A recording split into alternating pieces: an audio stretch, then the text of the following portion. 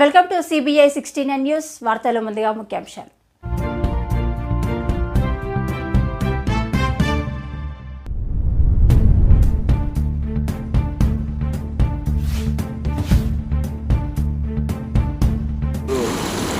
డెబ్బై 76 ఏళ్ల వయసులో కూడా ఆయన వరద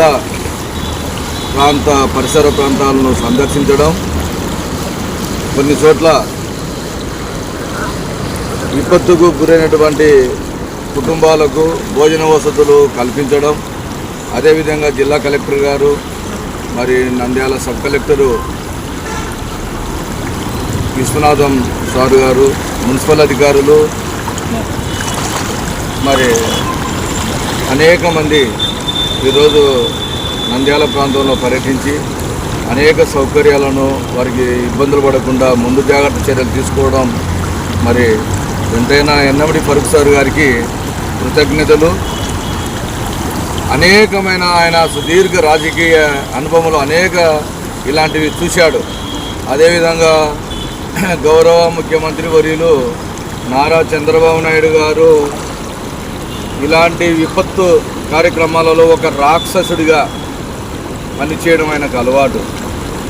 మరి అదేవిధంగా మహానుభావుడు వరదలు నివారించడానికి నిపుణులను అప్రమత్తం చేసి, మరి ఇంజనీర్లను, వాతావరణ శాస్త్రవేత్తలను, అదేవిధంగా మరి హైడ్రాలజిస్టులను, విపత్తు నిర్వహణ సిబ్బంది వరద నివారణ చర్యలు చేపట్టుటకు మరి అనేక చర్యలు తీసుకోవడం జరిగింది కూటమి ప్రభుత్వం.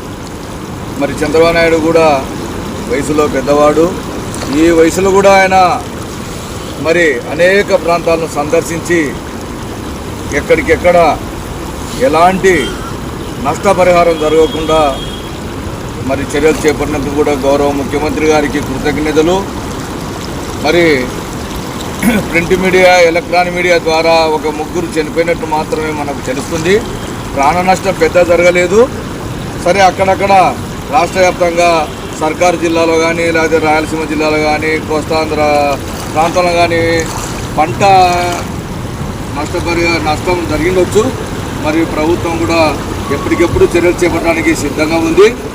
అదేవిధంగా పోలీస్ యంత్రాంగం వారు ఎక్కడ కూడా ప్రజలు ఇబ్బంది పడకుండా వారు అప్రమత్తంగా ఉంటూ ప్రతి చోట వరదలు వచ్చిన చోట, నీటి ప్రవాహం ఉన్న చోట పోలీసు యంత్రాంగము, మరి డీజీపీ గారు కానీ, హోమ్ మినిస్టర్ కానీ, మరి అనేక మంది పోర్ట్ఫోలియో రాష్ట్ర ప్రభుత్వం అందరినీ అప్రమత్తం చేసి ప్రాణ నష్టం జరగకుండా నివారించేందుకు కృతజ్ఞతలు.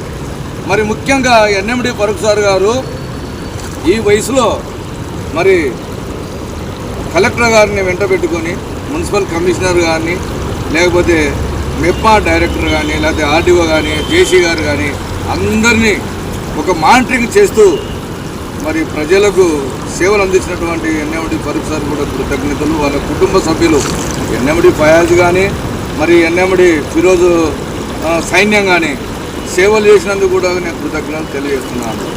మరి అదేవిధంగా ప్రజలు చాలా జాగ్రత్తగా ఉండాలా.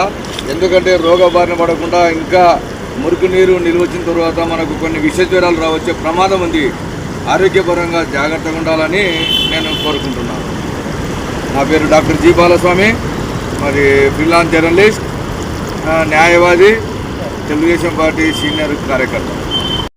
మిత్రుడు సుల్తాను ఆటో మెకానిక్ ప్రథమ నందీశ్వర ముఖద్వారం నుంచి దేవస్థానానికి పోయే దారిలో నీటి ప్రవాహం వల్ల మరి మెకానిక్లు కూడా చాలా ఇబ్బంది పడుతున్నారు.